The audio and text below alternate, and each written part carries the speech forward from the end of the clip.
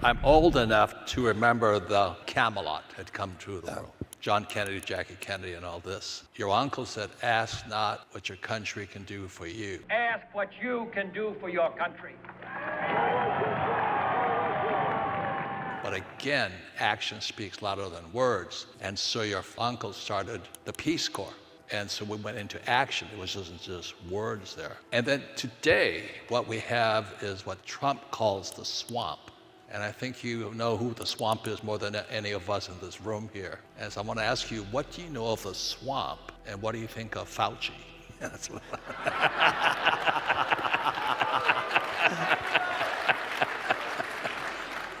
an amorphous term, but it's very accurate. It really means the domination of democracy by corporate power. And that, all of our regulatory agencies have now become captured by the industries they're supposed to regulate. The FDA, the CDC, and the NIH have been captured by the pharmaceutical industry. Their function is not to make Americans healthy. In fact, for them, the most profitable entity on earth is a sick child.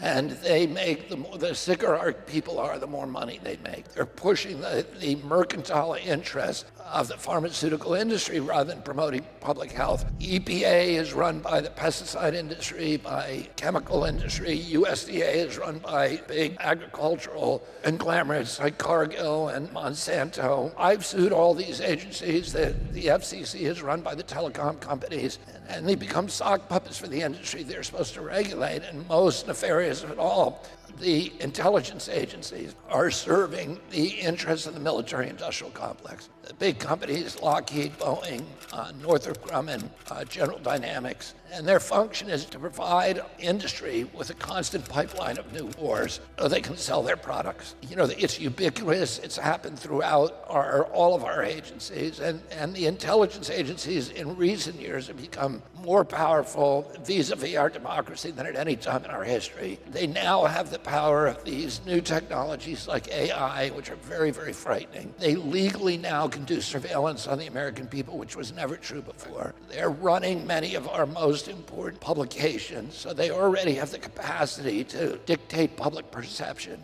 But with the advent of AI, they're going to literally be able to twist reality, and their capacity to surveil and control us is a frightening prospect. And that's why it's so critical now that we should be raising the bulwarks of our constitutional rights, not being part of this erosion of our constitutional rights, and particularly that the first and most important right is freedom of speech.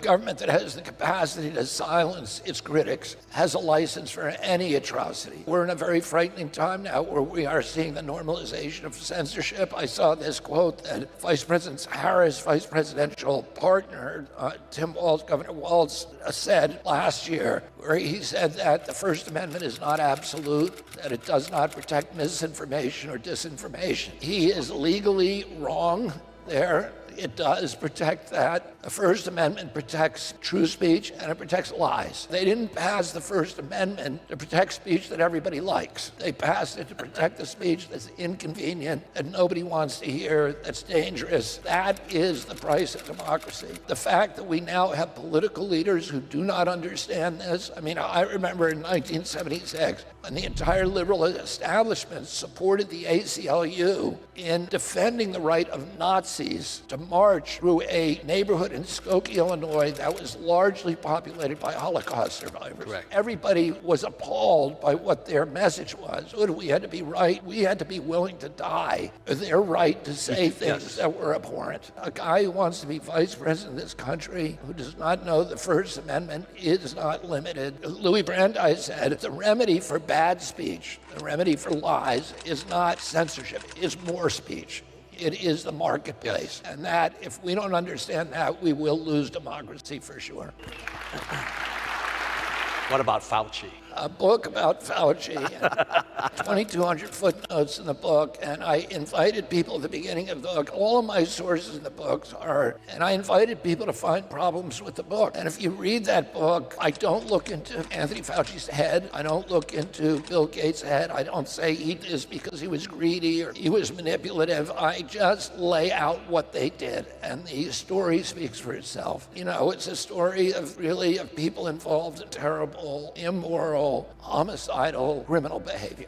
And using position in government that he had for 50 years without any election, a whole generation of kids that has now, got myocarditis, terrible heart problems in young athletic boys. You're seeing so many kids now drop dead on playing fields that we never saw anything like this before. On average, it was, I think, 29 a month globally, athletes who died on the field, and we were getting down to hundreds a month now. What's going to happen with all the deaths and all that? With what? Are there going to be lawsuit after lawsuit after lawsuit because of the young people dying? You can't sue them because they passed an act. No, you can't. We passed a law in this country called VICA in 1986 that made it illegal to sue a vaccine company, no matter how reckless they are, no matter how negligent they are, no matter how grievous your injury, you cannot sue them. And that's why there was this right. When I was a kid, I only had 3 vaccines. I was compliant. My kids had to get 72 vaccines. Today's children have to get 79 vaccines, and none of them have been safety tested. In fact, I said that for many years.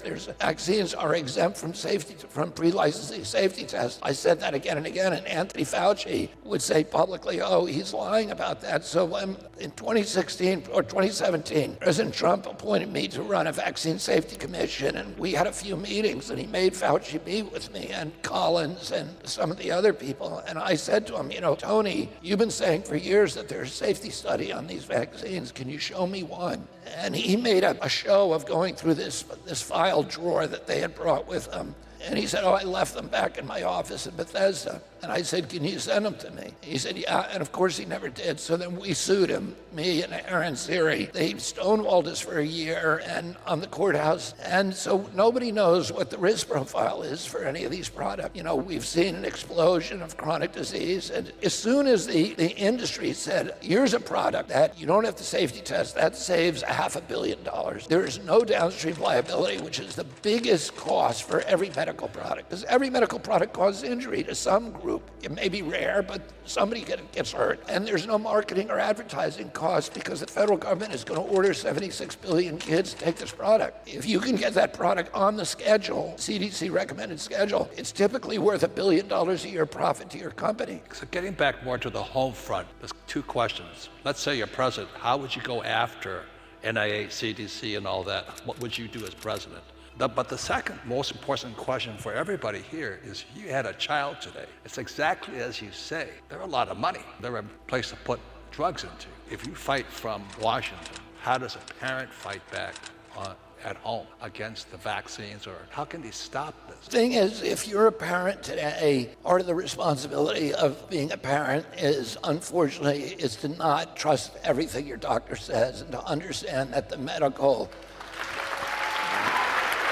that doctors have been co-opted by the medical cartel, that the medical schools are now run by pharmaceutical companies. They're funded by the doctors, believe mainly what they're doing. They're also heavily compensated. A typical pediatrician's office makes about 50% of its funding comes from vaccines, not actually from selling the individual vaccines. I went to the doctor when I needed stitches. And that's it. And today, every kid goes to the doctor at least 10 times to get their vaccines. And that foot traffic in and out of the office is a major part of the business plan for the pediatrician office.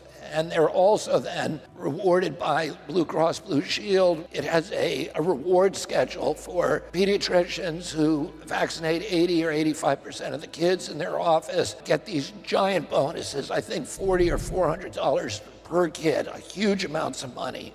Hundreds of thousands of dollars that they make on making sure that 85% of the kids are vaccinated. And that's why they throw you out of the office if you fight back. It's not because they care so much about your particular kid. It's that you'll throw off the metrics and you'll lose them their bonuses. And you can see what your pediatrician is making, and it's huge amounts of money from complying. In today's democracy is to do your own research, and that's hard to do, but you need to do it to protect your child. And parents go out of their way to make sure that their kids are eating the right food, that they're not getting toxic, they're getting organic vegetables, organic meats, etc. You need to do the same thing with your medicines. The medicines, there's a huge profit incentive for people to overlook problems with them. There's other groups like Physicians for Informed Consent that publish information about every vaccine, for example.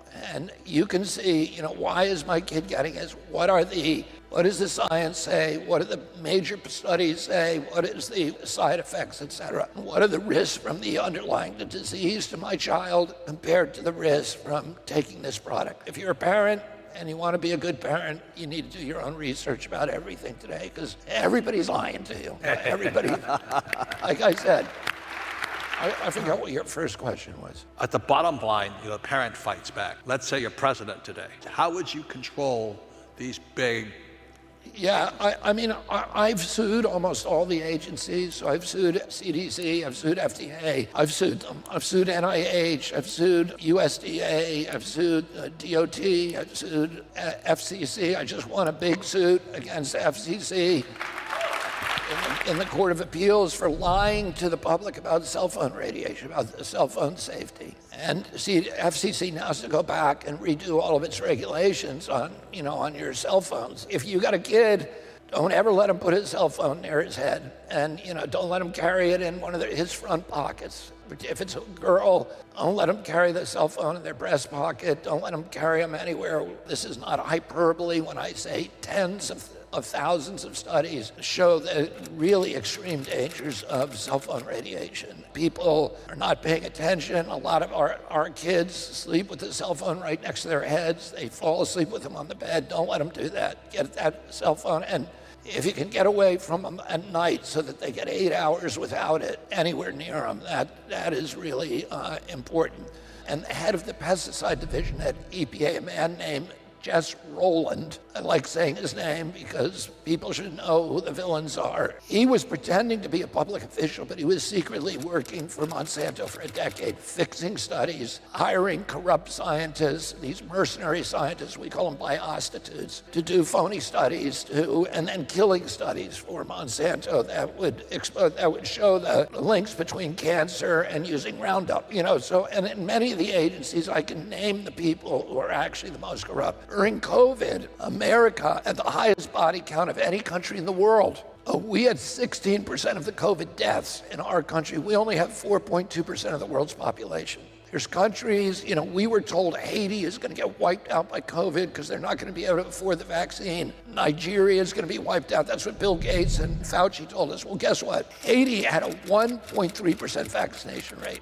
1.3%. We had like an 87% here. Nigeria had 1.4% vaccination rate. And Haiti had 14 deaths from COVID per million population. We had 300. So we had 200 times the death rate. Black Americans were dying at 200 to 300 times the rate as blacks in Haiti, the poorest country in the hemisphere. People who died from COVID were people who were obese, they had diabetes, they had asthma, they had autoimmune diseases. That's what we have. So the average death from COVID, according to CDC, had 3.8 chronic diseases. So it was the chronic disease that was killing them. It was chronic disease that took them to the top of the cliff, and they're hanging there by their fingernails, and COVID came and stepped on their fingers and dropped them off. But it wasn't the COVID that was killing them. COVID did not kill healthy people. It killed unhealthy people, and we have the unhealthiest people in the world, and that's why we had the highest death rate. And why is our country, which had the best healthcare system in the world when I was a kid, why are we have the worst health of any country on earth? 77% of our kids today are ineligible for military service because of poor health. This is a national security issue. 5 times our military budget. This is what's bankrupting our country more than anything else. God bless you, Bobby Kennedy. Yeah. I had a series of conversations with President Trump. He reached out to me the night of his assassination attempt at Butler. We talked probably 3 hours after that. I watched it on TV, and then 3 hours later, I was talking to him. He talked about the idea of working together, and I flew out to Milwaukee the next day and had a meeting with him, and then we had a series of meetings after that by phone, and then a long, long meeting at Mar-a-Lago. And he outlined the issues that got me into the race: Ukraine war, censorship, and chronic disease. Those were all issues that he was totally committed to. We talked in detail about those, and I said we decided to form a unity ticket where I would join him, and on the issues that we agree on, we will work together, that we could still criticize each other on issues that we don't agree on. And that's been a very, very good arrangement for me, and it's been a very good relationship. So I'm very happy with it. I'm very confident that he's going to keep his word to me, and that I'm going to be able to work on those issues in the White House and make sure we solve them.